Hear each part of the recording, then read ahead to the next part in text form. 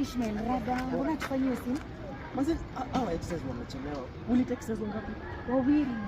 Wamekuja, sijui mbona tu. Oya, hebu come. Hello. Unafanya role gani?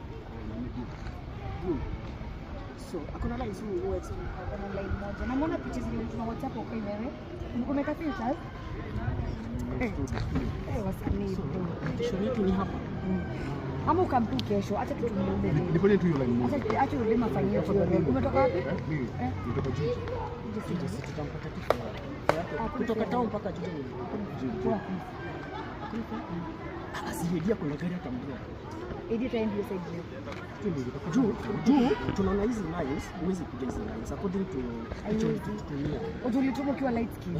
Juu description inataka boy mwenye kwa light skin na kuna tattoo. Alafu tall, light and handsome.